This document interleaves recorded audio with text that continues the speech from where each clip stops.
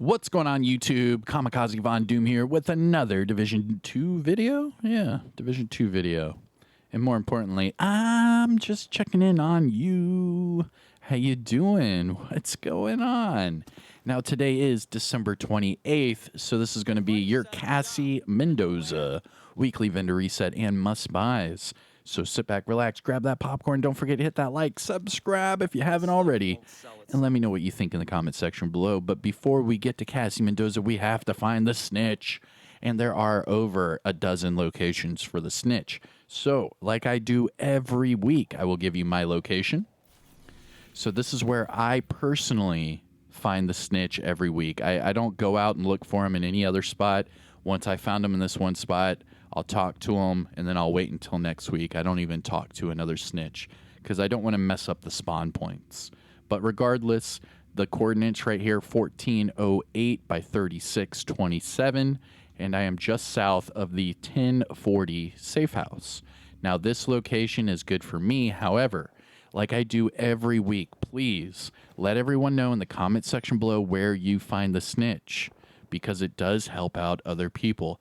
Every week I get the same thing. Hey, I didn't find the snitch there. Is there another location? Hey, I couldn't find the snitch there. Is there another location? So if you let people know in the comments where you typically find the snitch, hopefully we can help out other people in the community and we can find Cassie Mendoza in a timely manner, because we all know Cassie Mendoza's vendor open and closes every other day. So we have to do this in a timely manner. Now, another thing, when you pick up the bounty, you can go to your map and then hover over the bounty, and it'll say go to details. You click that, and then you can actually hit abort bounty, and then you can keep it for later. So you can see, and it scales with your global world difficulty, well, your global difficulty. And so that's why you see all of these heroics, and you'll see, you know, a hard and a couple normals. And that's typically due to that exotic farm I've been doing. But nevertheless, now that we have talked to the snitch, let's look for Cassie Mendoza. So we are looking for a white shopping cart icon. Here it is on your map. So if I click on this, you can see on the top left-hand part of your screen, it'll say vendor closes in 17 hours and 3 minutes while I'm making this video. So again, she does open and close every other day. So make sure you find her in a, a very fast manner. That way you don't miss her. All right, so I'm going to fast travel to Dark Zone East, and I'm going to go to the Charlie checkpoint. That's the closest way to get to this this Cassie Mendoza spawn.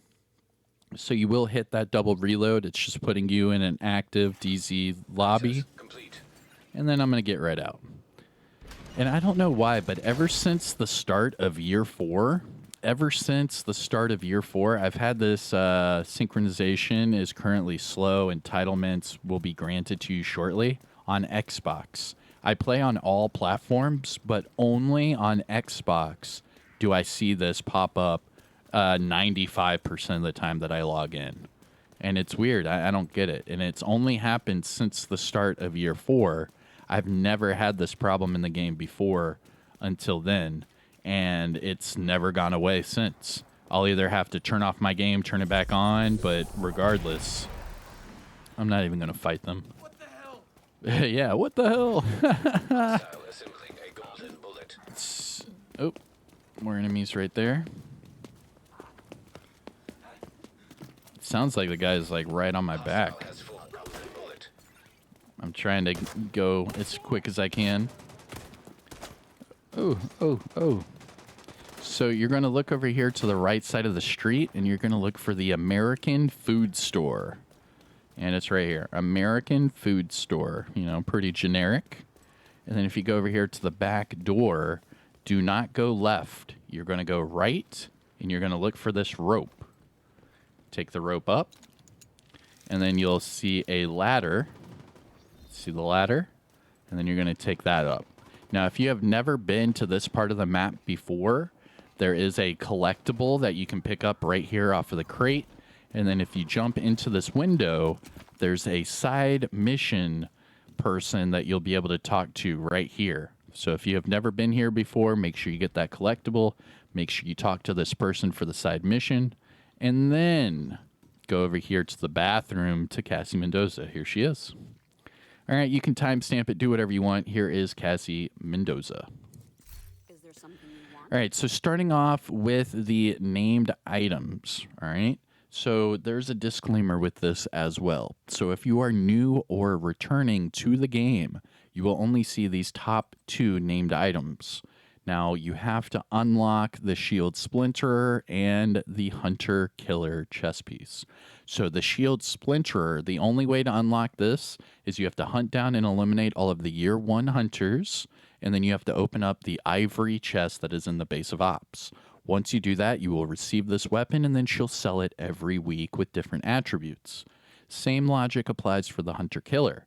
So for the Hunter Killer chess piece, you have to hunt down and eliminate all of the Warlords of New York hunters, and then open up the off-white chest that is in the Haven settlement in New York City.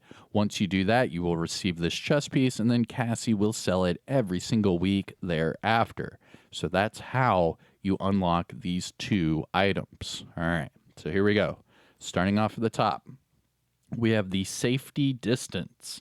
This is the named SIG MPX with Perfect Outsider. Now this one comes with swap speed.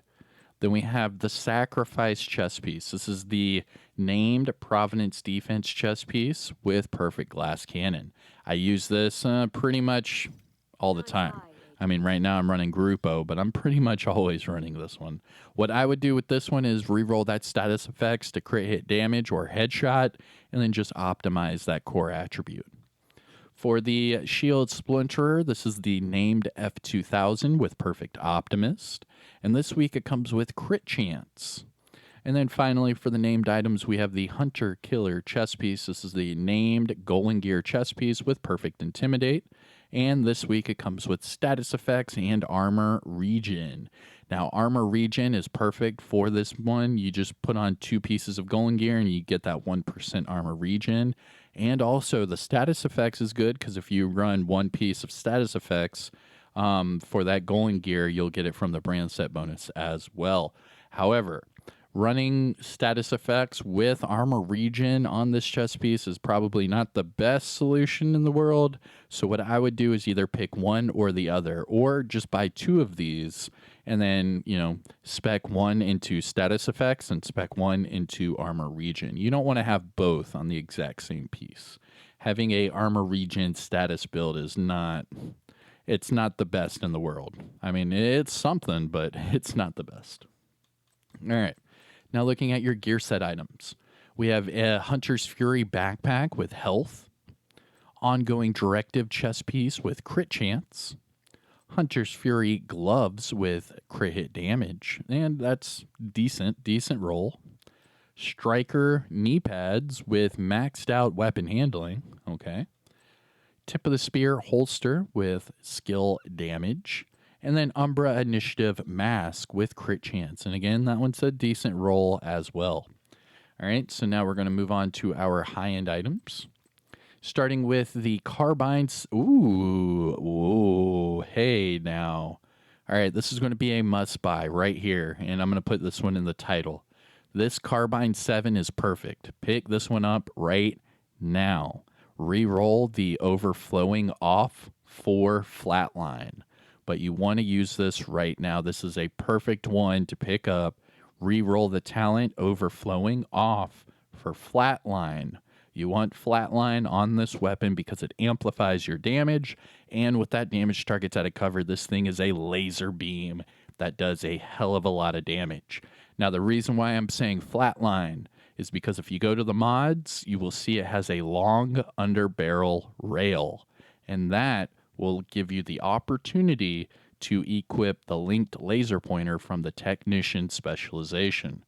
So you use that with flatline, and you will have 20% amplified damage to all enemies that are pulsed.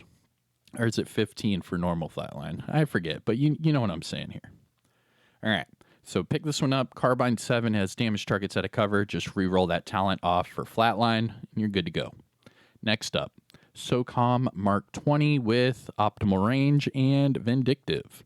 Then we have a Golden Gear chest piece with skill haste, crit chance, and gunslinger. And then finally, Empress knee pads with headshot and health. Looking at the mods, we have bleed resistance 8.6 and firefly damage of 6.4. Now, must buys, things to look at from Cassie Mendoza. Let's see here. Must buys from Cassie. I would say the Hunter's Fury gloves are pretty good with that crit hit damage. This gives you the opportunity to reroll that weapon damage off for armor, which is good. Hunter's Fury with armor is really strong. So this is a great one to pick up. Just reroll that core attribute to max armor and then optimize that crit hit damage maybe once or twice to max. The same thing applies for the Umbra mask with crit chance. It's a decent roll, and this gives you the opportunity to either max out that weapon damage or change it to an armor core, and then just optimize that crit chance once or twice to max, and then you're good to go. As far as the high-end items, I'm telling you right now, pick up this Carbine 7 if you do not already have one. Luckily, I already have one with damage targets at a cover and flatline, so I'm making sure you do too. Make sure you pick this one up right meow from Cassie Mendoza. All right. I think that's it, everyone. All right. If you found this video helpful or informative in any way, shape, or form, make sure you hit that thumbs up. I am Kamikazevondoom. Take care, everyone. Have a good day, and I'll see you in the next one. Peace.